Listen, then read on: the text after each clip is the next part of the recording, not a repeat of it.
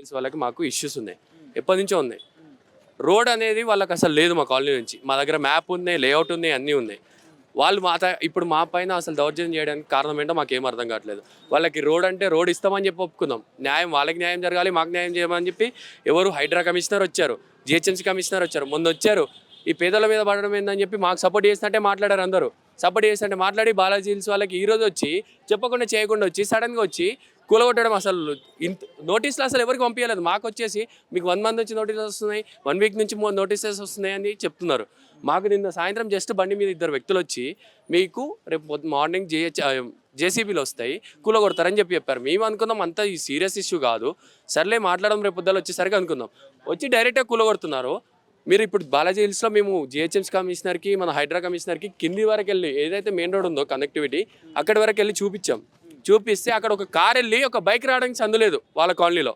మా కాలనీలో 50 feet road అన్న, ఇది 50 feet రోడ్డు వాళ్ళ కాలనీలో. ఇప్పుడు మా కాలనీలో ఏదైతే మాకు వైఎస్ రాజశేఖర రెడ్డి గారు ఉన్నప్పుడు వచ్చిన హౌసెస్ ఇవి, మాకు ఏదైతే గవర్నమెంట్ కొంచెం స్పేస్ ఇచ్చింది అది ఏంటంటే మాకు వాళ్ళ పిల్లలు పెద్ద పెరుగుతుంటే ఏమైనా కట్టుకుంటారో లేదంటే ఏమైనా షాప్స్ పెట్టుకొని బిజినెస్ చేస్తారో ఆయన ఇచ్చారు ఖాళీ స్పేస్. ఆ స్పేస్ తప్పించి మేము రోడ్ మీద స్పేస్ ఏం వాడుకోలేదు, రోడ్ మీద ఎవరిని ఏం ఇబ్బంది పెట్టట్లేదు. వాళ్ళ స్కూల్ బస్సులే మా దాంట్లోకి వస్తాయి, వాళ్ళకి వెళ్ళే అపార్ట్మెంట్స్కి ట్యాంకర్స్ అన్ని మా కాలనీల నుంచి తిరుగుతాయి.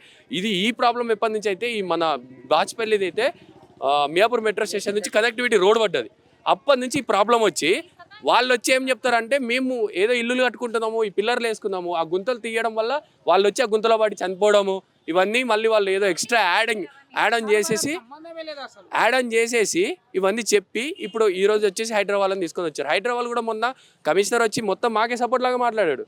మళ్ళీ పొద్దున్న లేచేసరికి ఇవన్నీ వచ్చి కూలగొట్టేశారు.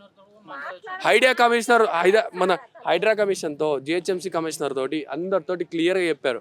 గ్యాప్లో వాళ్ళు ఎంత ఇచ్చారో ఏమో తెలియదు సార్. ఇదంతా మొత్తం లంచం వల్లనే, మొత్తం లంచం తీసుకొని నడుస్తుంది. మొన్న రాక మాకు సపోర్ట్ ఉన్న వాళ్ళు సడన్గా లంచం తీసుకొని మొత్తం వచ్చి కూల్చేశారు. అసలు ఇది సంబంధం లేదు సార్, ఎవరికి కూడా ఏ డిస్టర్బెన్స్ లేదు. ఆ కాలనీ వాళ్ళు కంప్లైంట్ ఇచ్చారు సార్, అది ఎప్పటి నుంచో నడుస్తుంది, ఇప్పటి నుంచి దగ్గర 2 years నుంచి నడుస్తుంది. వాళ్ళ మీద మేము ఇవ్వలేము.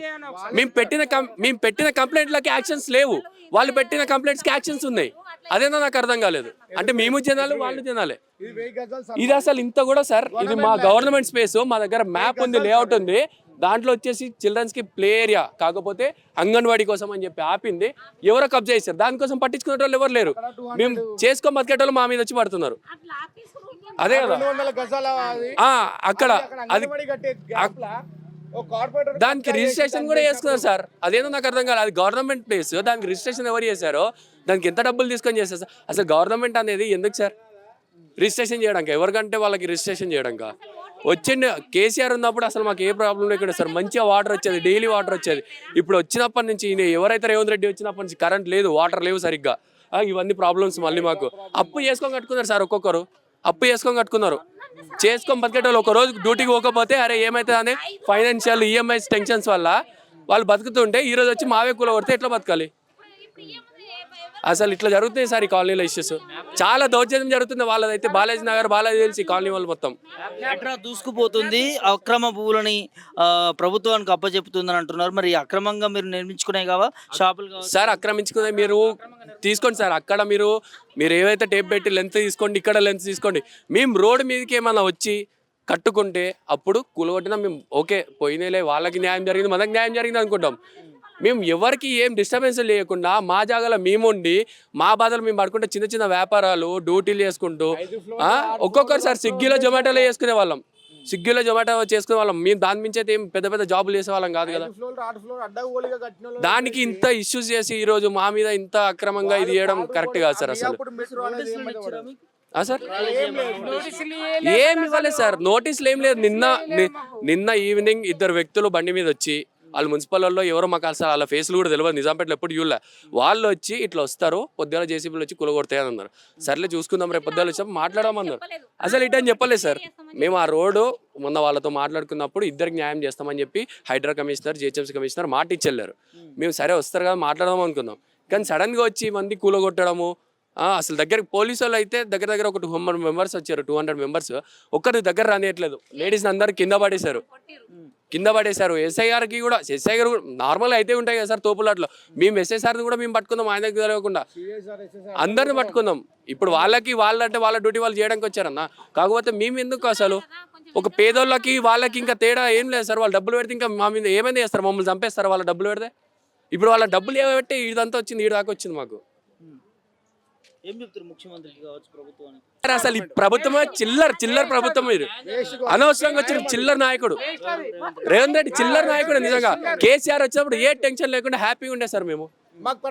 ప్రతి ఒక్కటి ఇవి అసలు పిల్లర్స్ వేసుకోవడానికి ఇచ్చిందే కేసీఆర్ సార్ మాకు. ఏమంటే గవర్నమెంట్ 1 ఇయర్ వచ్చిందో వేస్ట్ గవర్నమెంట్, వేస్ట్ అసలు. ఈ 1.5 years నుంచి మొత్తం మేమే పంచాయతీ.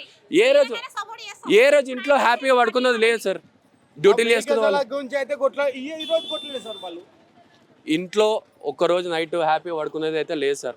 అందరు ఈఎంఐలు కట్టుకునేటోళ్ళు, పొద్దున్న లేచి డ్యూటీకి పోయేటోళ్ళు. వాళ్ళు హ్యాపీగా వండుకోవాలంటే ఎప్పుడు హైడ్రా వస్తుంది, ఎప్పుడు కూల కొడుతుంది ఏంటి అని చెప్పి బాధపడ్డారు. డైలీ బాధపడితే ఈరోజు నిజం చేసేసారు వాళ్ళు. అయిపోతుందిలే మా దగ్గరికి ఎందుకు వస్తారు, మనం పేదోళ్ళం చేసుకో బతికేటోళ్ళం అనుకున్నారు ఇన్ని రోజులు. అది కాకుండా ఈరోజు ఇట్లా చేశారు కదా. అది మీరు ఏంటంటే మీరు కొంచెం మీరు చూసి మీరు ఈ మీడియా నుంచి ఆయన దగ్గరికి పోయి మాకు న్యాయం జరగాలని చెప్పి కోరుకుంటున్నాం తప్పించి వాళ్ళతో మాకేం గొడవలు లేవు. మేము వాళ్ళకి శత్రువులు కాదు, వాళ్ళు మాకు శత్రువులు కాదు సార్.